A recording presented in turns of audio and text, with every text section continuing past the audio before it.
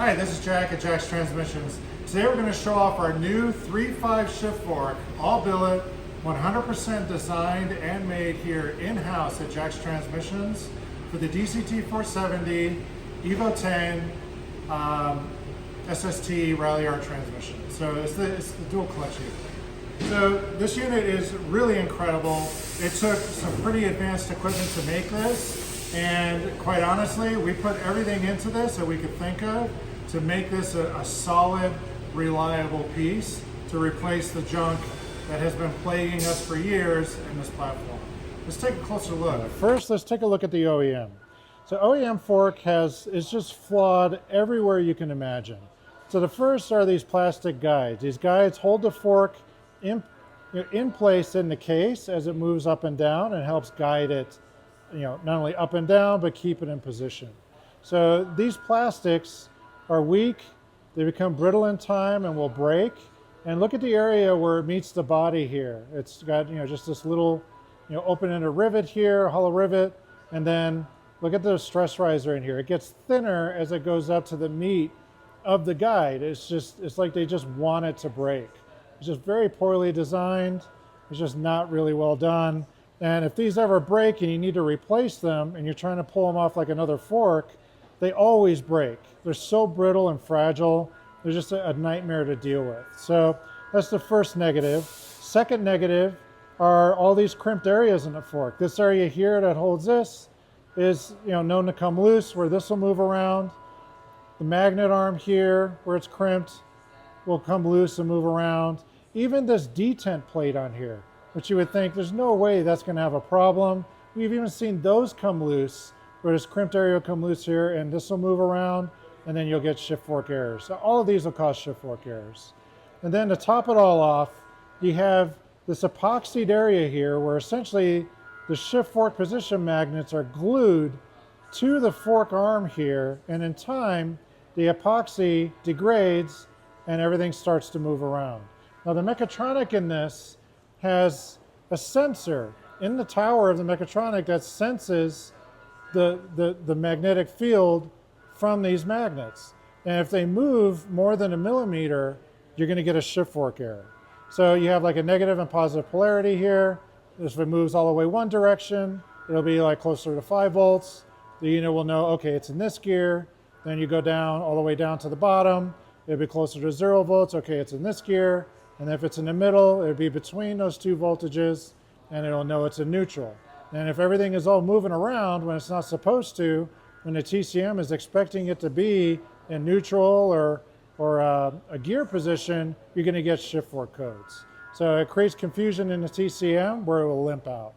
So we have all of that, and then to top it all off, these pads here that make contact with the sleeve, has got to be the smallest surfaced area I've ever seen make contact with a sleeve in an automotive application. This is just awful.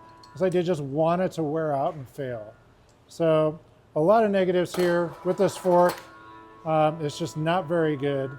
We go here to this piece. This piece are what the hydraulic pistons make contact with. And hydraulic pressure will push the fork down one direction. There's a piston on the other side. Hydraulic pressure comes up to the back of the piston, moves the fork in the other direction. In time, as everything's made out of plastic, look at the witness marks on the piston. You see that wear on it, where it's beginning to cave the plastic in, and it's actually digging into the plastic. That's because this area is so narrow, and it's not making full contact with the plastic all the way around. It's only a very narrow area. So really, if you were to design something to fail, this is just a beautiful example of that. There's just so many failure points in one piece. So now we go to our fork. Our fork is just incredible. It's just so well engineered all the way around. So we look at the plastics now. You have meat all the way through here. There's no stress riser, no weak point. The OEM, look at how weak that is. Look at that. And now look at ours. Nice and robust all the way through. And then on top of that, instead of using a rivet and keeping this area weak, we put like a little notch inside this assembly here where the hole would be in the body.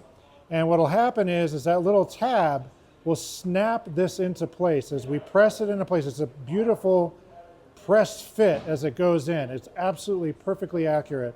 We get the perfect pressed fit as we go in, and then you get a nice little click as the tab engages the hole and holds it into place perfectly. It's not going to go anywhere.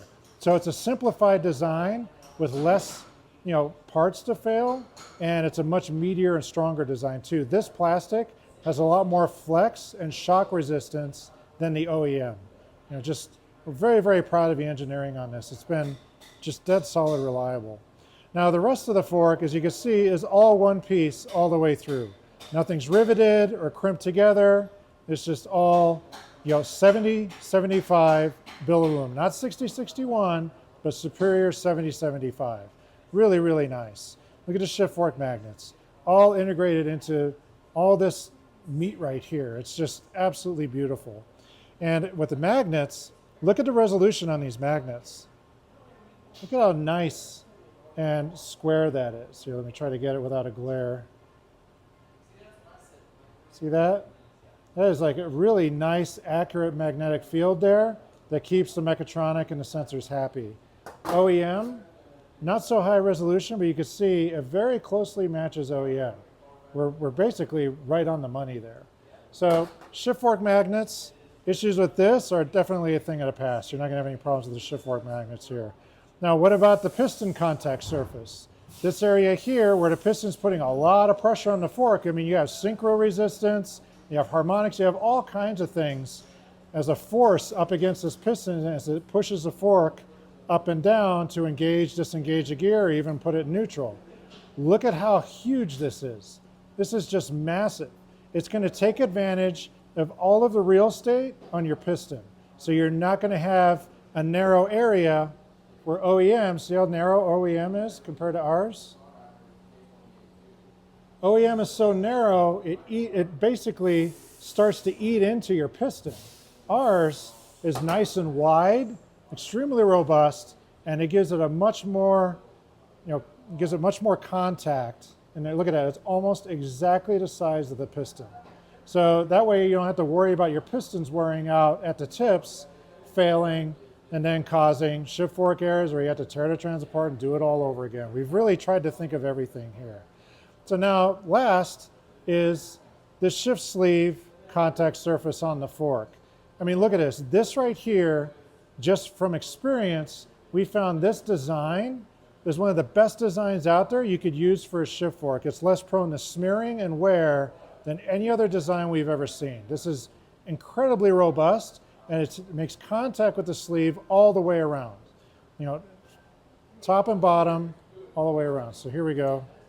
It's just a beautiful, just a nice snap into position where, we've really tried to extend this out as far as we could to really take advantage of, the contact area with the sleeve to give us just an absolutely wonderful area where it's not going to wear out.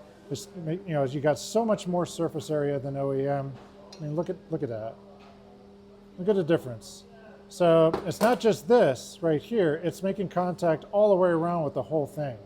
So yeah, you're not going to wear this fork out. It's just, we're so happy and so proud of how this worked out. 3.5 fork, 3.5 shift fork, DCT470, SST, EVO 10 Ralliart,